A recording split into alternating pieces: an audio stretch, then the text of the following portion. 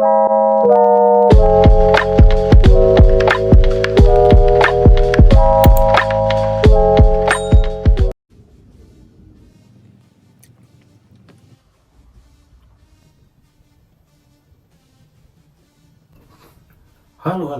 kembali lagi bersamaku Ara. Kali ini aku akan mereview natto. Bukan natto yang hobi main perang-perangan itu. Kali ini aku akan mereview natto, makanan tradisional dari Jepang. Kalau yang belum tahu natto itu apa, natto itu seperti ini. Ini bungkus natto. Nah, natto itu terbuat dari biji kedelai yang difermentasi dengan Bacillus subtilis. Nah, itu biasanya dimakan untuk sarapan. Nah, kali ini aku akan mengicip-icip kimochi. Gimana sih rasa natto itu? Tapi aku tidak sendiri. Kenapa? Karena aku ditemani sambal kokita.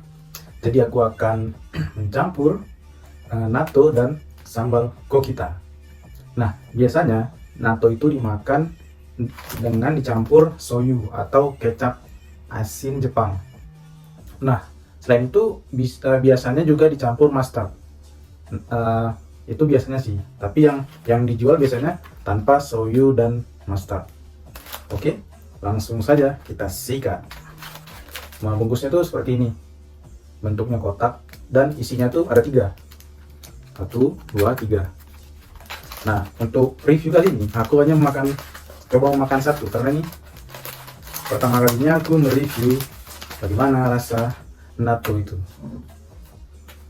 Nah, di sini ada petunjuk dari sebelah mana sebaiknya bungkusnya itu dibuka. Nah, kalau dari sini sih dia dari sisi kananku ya, sisi kanan. Jadi ada petunjuk arahnya. Di bagian ini tahu nih, ada petunjuk arah di sini. Nah, aku akan buka ini. Oh, agak sulit ya. Oke. Oh, ternyata ini ada isinya. Jadi aku karena baru pertama kali, aku nggak tahu ternyata di dalamnya tuh ada soyu. Nih, soyu. Kuahnya ya. Oh, kalau ini sih tari bacaannya. Jadi kayak apa ya? Saus tari gitu. Nah, ini mustard. Tapi kali ini aku akan mix antara natto dan sambal kokita. Jadi ini aku sisihkan saus bawaannya aku sisihkan. Oke. Nah, ini akan aku review bagaimana rasanya. Oh, aku review dengan menggunakan ini. Sebenarnya aku tidak terbiasa menggunakan sumpit, jadi hari ini juga termasuk challenge gitu.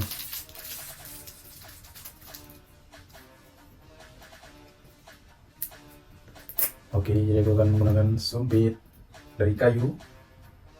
Oke, pertama kesan pertamaku ya, first impression dari natto ini, yang awal yang aku dapati itu adalah baunya. Ini kalau dicium ya,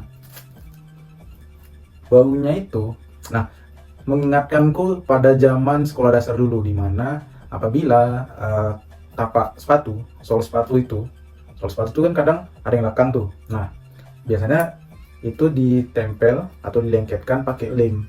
Kalau dulu namanya lem kambing. Nah, baunya itu mirip seperti lem kambing. Tapi biasanya lem kambing itu di zamanku dulu, kalau sekarang aku nggak tahu ya, di zamanku dulu tuh biasanya anak-anak kecil yang pengen mabuk itu biasanya nyium lem kambing tuh, taruh di plastik tuh, dihirup gitu.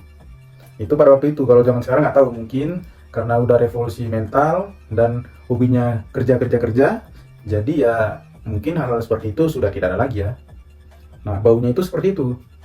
Baunya ini mengingatkanku pada bau dari lem kambing. Tapi jangan salah dulu, belum tentu sesuatu itu yang bau yang mungkin tidak nyaman selalu rasanya itu tidak enak, belum tentu. Nah, ini aku coba ya. Aku coba bagaimana rasa dari natto ini. Ini tanpa bumbu apapun.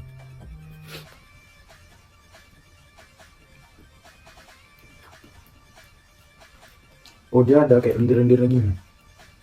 Bukan lendir sih, apa sih namanya? kayak jaring laba-laba.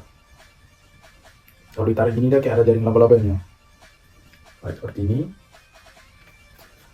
Nah, kalau dari teksturnya, ini kayak tekstur dari kacang kedelai yang direbus dalam standar matang ya. Jadi tidak terlalu keras juga tidak terlalu lembek. Jadi masih medium. Kalau rasanya itu dia di belakang. Jadi kalau kita makan rasanya belum begitu nendang. Nah di akhir itu rasanya nendang. Itu seperti minum tablet obat tablet itu. Kemudian dia pecah di mulut. Nah rasanya itu mirip kayak gitu. Jadi kalau ada yang orang bilang, oh baunya di kos kaki nih. Aku nggak tahu apakah mungkin kos kaki orang itu baunya kayak lem kambing. Nah itu aku nggak tahu. Kalau menurut aku sih biasa aja sih. Memang dia agak tajam karena mungkin karena difermentasi itu dia baunya sedikit tajam. Tapi ya rasanya ya kayak rasa obat sih menurutku. Nah sekali lagi, kalau kamu tanya apakah ini enak, nah kembali lagi, definisi enak dari tiap orang tuh beda-beda. Kalau aku sih tidak mendefinisikan ini sebagai sesuatu yang enak atau tidak enak. Jadi ya biasa aja. Jadi rasanya ya rasa natto. Kalau kamu ingin tahu rasanya seperti apa ya kamu harus coba sendiri. Nah ini original tanpa bumbu atau saus apapun. Nah kali ini aku karena ditemani sambal kokita, aku akan mencobanya dengan sambal kokita. Jadi ini adalah hari dimana penggabungan dua budaya. Kalau biasanya di Indonesia makan tempe goreng, kasih sambal kecap atau sambal cabai seperti ini. Kali ini natto, kita campur sambal cabai dari kokita. Oke, aku tuang di atas nattonya. Oke, nggak usah banyak karena ini hanya untuk review.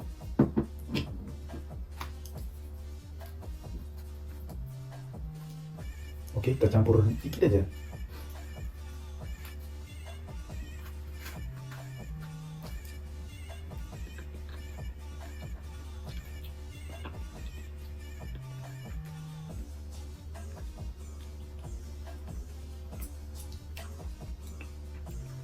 Nah, pertanyaannya, apakah sambal kokita ini memberi pengaruh rasa pada natto?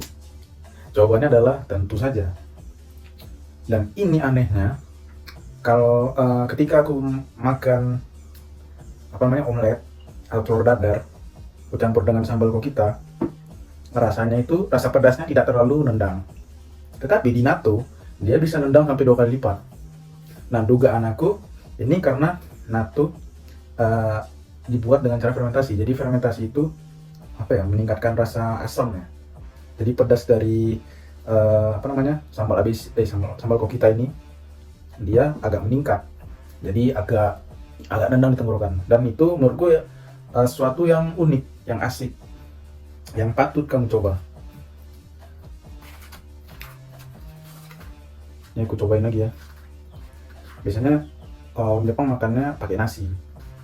Ini aku cuma gini doang ya.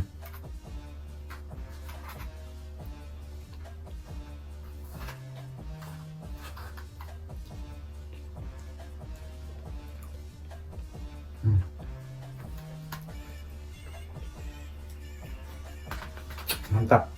Nah, ini resiko kalau kamu makan natto di daerah bibirmu ini seperti ada yang lengket-lengket gitu.